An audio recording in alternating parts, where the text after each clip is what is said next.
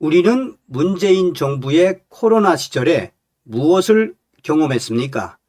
당시에 문재인이가 코로나 백신을 맞아야 한다며 얼마나 난리를 쳤습니까? 그 앞에 앞장섰던 자가 바로 정은경 아닙니까? 정성산TV 좋아요, 구독, 알림은 큰 힘이 되겠습니다. 코로나 백신의 이물질 위험 신고에도 당시 문재인 정부와 정은경 질병관리청장이 약 1,420만 회분 이상의 접종을 강행한 충격적인 결과가 발표되었습니다.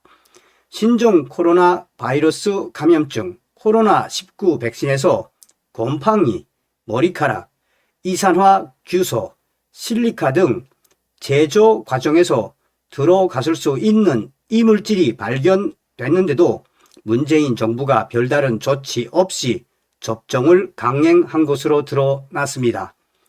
안전성이 확인될 때까지 접종이 보류됐어야 할 백신이 접종된 경우는 약 1,420만 회 이상에 달했습니다.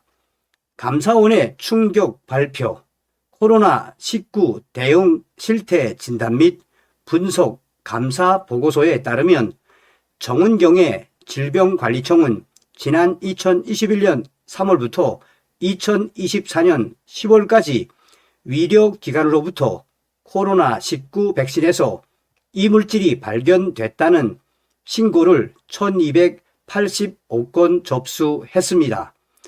정부 매뉴얼에 따르면 질병관리청은 코로나19 백신에 이물질이 들어있다는 신고를 받으면 식품의약품안전처에 해당 백신의 품질을 검토해 달라고 요청해야 하고, 식약처는 해당 백신에 대해 성분 분석 등을 한 뒤 그 결과를 질병청에 알려야 합니다. 질병청은 문제가 있는 백신의 접종을 중단하는 등의 조치를 했어야 했습니다. 예를 들어 지난 2020년 9월 질병청은 인플루엔자 백신이 유통 과정에서 상온에 노출됐을 것으로 의심되는 사례가 발생하자 백신 접종을 보류하고 식약처에 품질 검사를 의뢰했습니다. 검사 결과 안전성에는 문제가 없는 것으로 나타났지만 관련 백신 물량 48만 회분은 수거돼 접종에 사용되지 않았습니다. 그러나 이물질 신고가 들어온 코로나19 백신 가운데 식약처가 조사한 백신은 하나도 없었습니다. 충격적이게도 질병청이 이물질 발생 사실을 매뉴얼대로 식약처에 통보하지 않았기 때문입니다. 질병청은 이물질 발생 사실을 백신 제조사에만 알려주고 제조사가 알아서 조사해 보게 했고, 제조사가 통보한 결과를 검증하지 않고 그대로 받아들이면서 사건을 끝냈습니다. 더욱 심각한 것은 제조사의 자체 조사 결과 대부분 해당 제조번호 백신의 접종이 끝난 뒤에 질병청에 통보돼 제조사가 제조 과정에서 오염된 것이라고 인정했습니다. 그런데 질병청이 제때에 조치를 취하지도 않았습니다. 이물질 신고 1,280건 가운데 835건, 65%는 백신을 사용하는 과정에서 제품의 고무 마개에서 파편이 떨어져 나온 경우로 제조 과정에서 발생한 결함이라고 보기 어려웠습니다. 그러나 127건, 9.9%는 곰팡이, 머리카락, 이산화 규소 등이어서 제조 과정에서 들어간 것일 수 있었습니다. 제조 과정에서 백신이 오염된 것이라면 이 백신을 접종받은 사람의 건강에 치명적인 해가 될 수도 있었습니다. 충격적인 것은 이런 매우 위험한 우려 이물질이 신고된 제품과 같은 제조 번호의 백신 4,291만 50회 분이 국민들에게 접종이 강행됐다는 충격적인 결과입니다. 이 가운데 1,420만 4,718회분 33.1%는 이물질 위험 신고가 들어왔는데도 질병청이 접종을 중단시키지 않아 접종된 경우도 드러났습니다. 문재인 정부와 정은경의 질병청이 우리 국민들 목숨을 가지고 대국민 사기를 펼친 것이나 다름이 없습니다.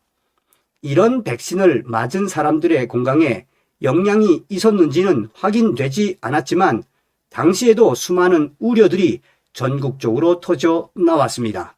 다만 감사원은 위험 우려 이물질이 발견된 제조 번호에 백신을 맞은 사람의 0.272에서 0.804%가 이상 반응을 겪었다며 위험 우려 이물질이 발견되지 않은 제조 번호의 백신을 맞은 사람들이 이상 반응을 겪은 비율보다 0.006에서 0.265%포인트 높은 것으로 조사됐다고 밝혔습니다. 감사원은 또한 2021년에서 2023년에 2,703명이 유효기간이 지나 효과가 보장되지 않는 코로나19 백신을 접종받았고 위료기관이나 보건소가 이들에게 오접종 사실을 제때에 제대로 알려주지 않은 것으로 보인다고 지적했습니다. 2,703명 가운데 1,004명 55.6%는 재접종을 받지 않았습니다.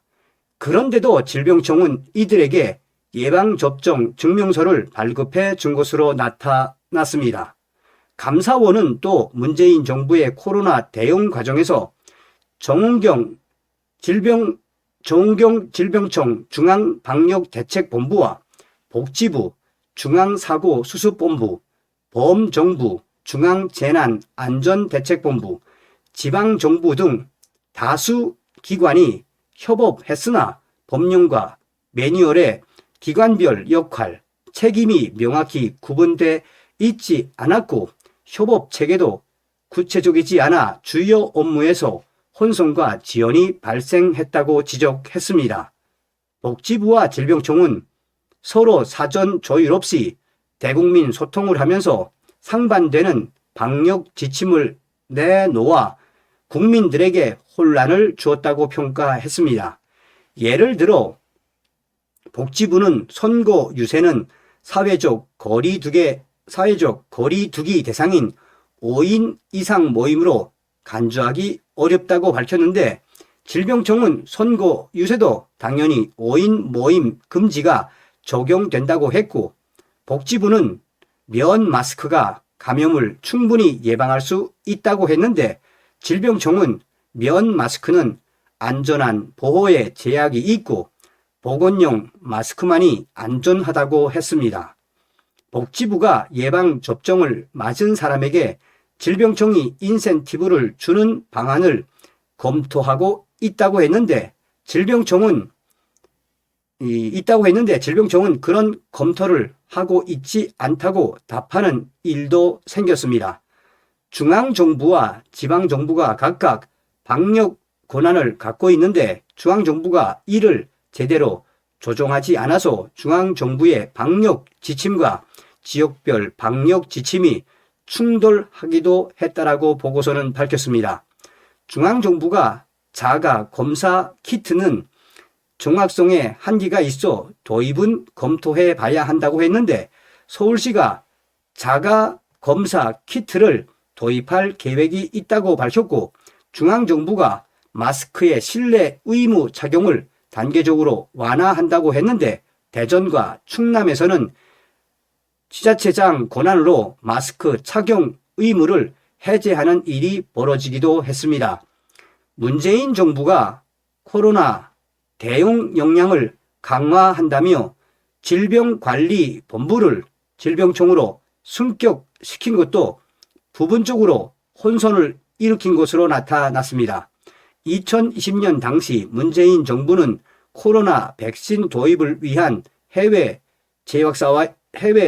제약사와의 협상 계약 업무를 어느 기관이 맡아야 하는지를 정리하지 않은 채로 질병관리본부를 질병청으로 독립시켰고, 그때부터 협상 업무를 하고 있던 복지부는 이제 해당 업무가 질병청 업무가 됐다고 인식했습니다.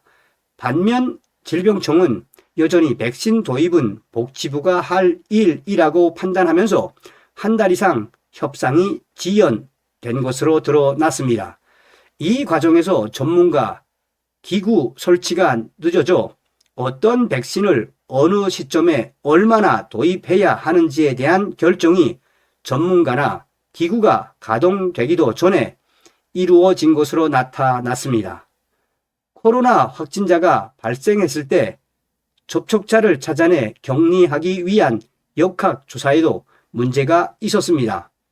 당시 방역 당국은 항공기 탑승자가 확진 판정을 받으면 인접, 좌석, 탑승자를 찾아내 격리 조치했는데, 정작 해당 좌석 담당 승무원은 접촉자로 분류하지 않아 최소 658명에서 최대 9,514명이 격리되지 않았다고 감사원은 지적했습니다.